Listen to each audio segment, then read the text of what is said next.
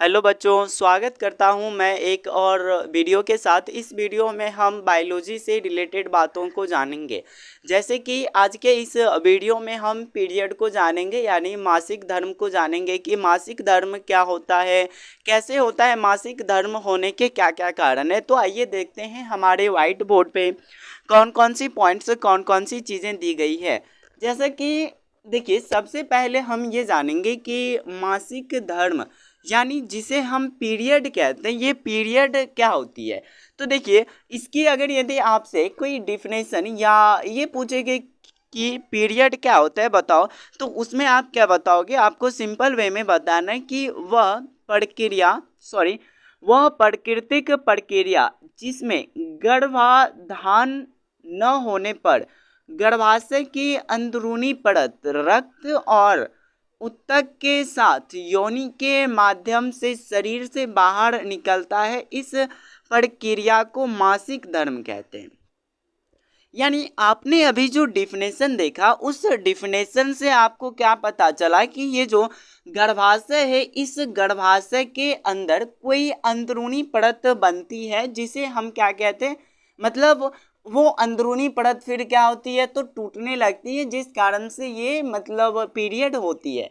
तो देखिए, अगला जो पॉइंट्स है सेम टू सेम वही पॉइंट्स की पीरियड क्यों होता है, ठीक है। तो आइए इस चीज़ को हम बारीकी से बेहतरीन तरीके से समझते हैं कि किसी के अंदर पीरियड आखिरकार क्यों होती है।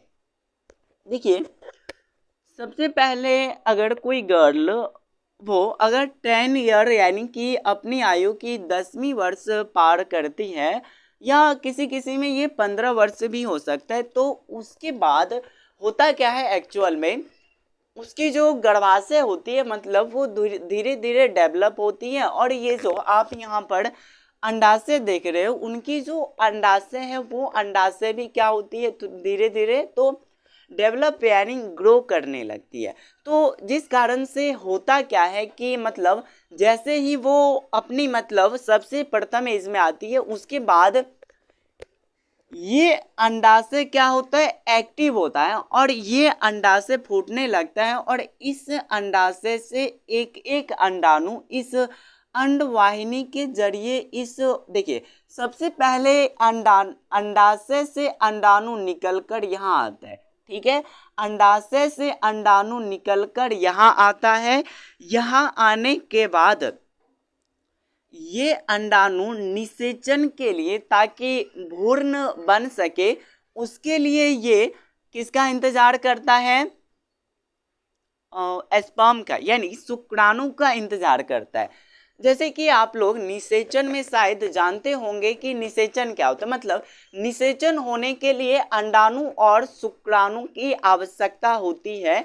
निषेचन के परिणाम स्वरूप क्या होता है कि मतलब कोई बालक जो है वो, या फिर यूं कहे तो ये गर्भाधान पूर्ण होता है। तो ये अंडवाहिनी मतलब अंडाशय से जब अंडाणु बाहर निकलता है, तो वो अंडाणु अंडवाहिनी के जरिए यहाँ आता है। इसके बाद होता क्या है कि ये जो गर्भाशय है, गर्भाशय की अपनी चारों साइड के ऊपर गर्भाशय एक कवच बनाता है, जिसमें वो रक्त और कुछ ऊतक यानी कि कुछ टिश्यू की मदद से यहाँ पर एक परत जमा करता है, ताकि ये अंडाणु शुक्राणु की सहायता से यहाँ पर भ्रूण बना सके। राइट, यहाँ तक आपने सारी बात को समझ लिया। देखिए, अब ये पीरियड आखिरकार क्यों होता है। देखिए, सबसे पहले अंडाशय फूटा, अंडाशय से अंडाणु अंडवाहिनी के जरिए यहाँ आया। अब उसे यहाँ से यहाँ आने के लिए किसकी जरूरत पड़ती है, तो एक दीवाल जैसी, या यूं कहे तो एक मोटी परत की आवश्यकता होती है।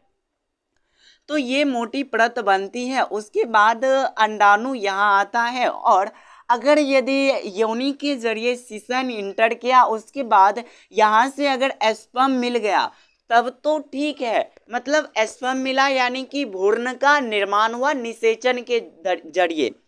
अगर स्पर्म नहीं मिला तो यही जो दीवार है जो रक्त यानी ब्लड और ऊतकों से मिलकर बनी थी, ये क्या होती है, धीरे धीरे टूटने लगती है और ये इस योनि मार्ग के जरिए बाहर आने लगती है। ठीक है, राइट। अब आपने समझ लिया कि पीरियड क्यों होता है। हाँ, और ये पीरियड जो है प्रत्येक मंथ यानी कि लगभग 28 से 35 दिन के अंदर हर एक महिला में ये होती रहती है। ठीक है, एज क्रॉस कब करनी चाहिए, 10 ईयर या 15 वर्ष।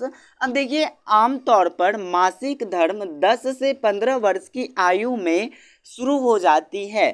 ठीक है, इसे किशोरा अवस्था का एक गुण कह सकते हैं, रियलिटी है, क्योंकि इसे हम गुण भी कह सकते हैं किशोरावस्था में, क्योंकि किशोरावस्था में बहुत सारी परिवर्तनें होती है, यानी कि उसके अंदर जनन क्षमता आ जाती है। राइट, यहाँ तक समझ गए। उसके बाद आगे देखिए क्या बताया जा रहा है। आगे बताया जा रहा है कि पीरियड 3 से 7 दिन तक चलता है।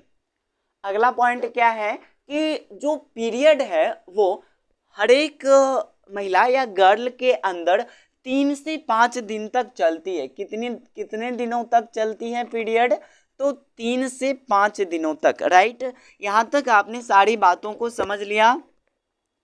अगला है मासिक चक्र। देखिए, मासिक चक्र क्या होता है, मतलब पहले मंथ का जो प्रथम पीरियड होता है, जो दूसरे मंथ का जो प्रथम पीरियड होता है, प्रथम दिन का पीरियड, वहां तक के बीच की जो क्रियाएं होती है उसी को क्या कहा जाता है, उसी को मासिक चक्र कहा जाता है। जैसे यहाँ पर बताया जा रहा है कि एक मासिक धर्म यानी कि प्रथम पीरियड के पहले दिन से अगले मासिक धर्म के पहले दिन तक की अवधि को मासिक धर्म कहते हैं। राइट, आपने यहाँ से क्या समझा, तो आपने यहाँ से पीरियड क्या होता है, पीरियड मतलब मासिक चक्र क्या होता है, आपने उस चीज को समझ लिया। देखिए, यहाँ पर आगे एक पॉइंट्स दिया गया जिसमें बताया जा रहा है कि मासिक धर्म के गुण या इसके दौरान क्या क्या सब होता है। जैसे इसके दौरान मतलब न्यू ईयर की अगर गर्ल है तो उसके अंदर क्या होगा, मतलब पेट में थोड़ा बहुत दर्द करेगा, उसके बाद कमर में दर्द करेगा, यहाँ तक कि उनकी जो दोनों जांघें होती है, जैसे मतलब जस्ट लाइक योनि के जो निचली पार्ट्स होती है जांघ, वो भी दर्द करने लगता है। उसके बाद आता है कि अधिक थकान महसूस होती है, भाई होगा ही, क्योंकि उसकी जो ब्लड होती है वो क्या होती है, बाहर हो जाती है। उसके बाद आता है मूड में बदलाव, यानी कि उनकी जो मानसिक स्थिति होती है पहले की अपेक्षा वो थोड़ी परिवर्तित हो जाती है। और इस समय एक चीज़ कॉमन है कि गुस्सा सबसे ज़्यादा आती है। राइट, अगला है इसमें हल्का सिर दर्द भी हो सकता है। अगर यदि देखिए होता है क्या है, महिला के स्तनों में भारीपन आता है, मतलब वो उनकी जो है ना वो थोड़ी, क्योंकि इनका असर क्या होता है, हार्मोन का असर, जो कि ऑक्सीटोसिन हार्मोन क्या करता है, तो मतलब वही दुग्ध का उत्पादन करने लगता है, जिस कारण से क्या होता है कि उनकी जो स्तन होती है वो भारी टाइप से महसूस होने लगती है। तो आपने समझ लिया मासिक धर्म के क्या क्या गुण हैं। उसके बाद पीरियड कितने दिनों तक चलता है, 3 से 7 दिनों तक पीरियड क्यों होता है ये भी समझ लिया। क्यों होता है एक चीज़ एक बार फिर से हम जानते हैं, जैसे कि क्या होता है कि जब वो अंडाशय पूर्ण रूपेण विकसित हो जाता है तो अंडाशय क्या करता है, अंडाणु को रिलीज करता है। कब, प्रत्येक 28 दिन पर, यानी कि 28 दिन के अंतराल पर अंडाशय अंडाणु को रिलीज करता है। अंडाणु रिलीज होने से पहले रक्त और कोशिका की मदद से एक अंदरूनी परत तैयार की जाती है ताकि बेबी उसके अंदर सुरक्षित रह सके।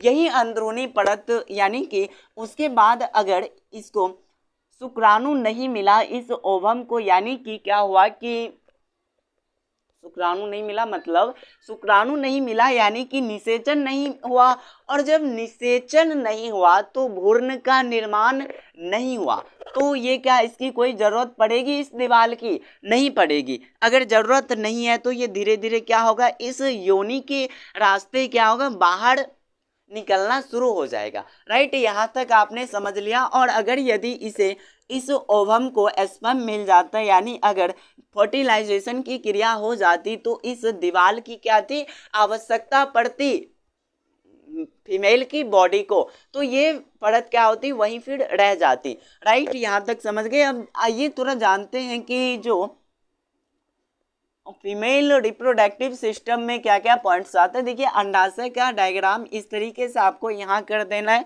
उसके बाद नेक्स्ट पार्ट आता है अंडवाहिनी। अंडवाहिनी जो ये नलिका होती है, ट्यूब, यही क्या कहलाती है, अंडवाहिनी। और फिर ये पूरा का पूरा गर्भाशय है। अगला आता है योनि। योनि क्या होता है ये भी आप देख रहे हो। उसके बाद नेक्स्ट आता है हाइमेन। हाइमेन, ठीक है। नेक्स्ट क्या आता है, पॉइंट्स हाइमेन, ठीक है। तो मिलते हैं हम नेक्स्ट वीडियो के साथ। अगला वीडियो भी शायद हमारा बायो का ही होने वाला है, तो तब तक के लिए गुड बाय। राइट, अगर ये वीडियो आपको पसंद आया तो इसे एक बार जरूर लाइक कीजिएगा।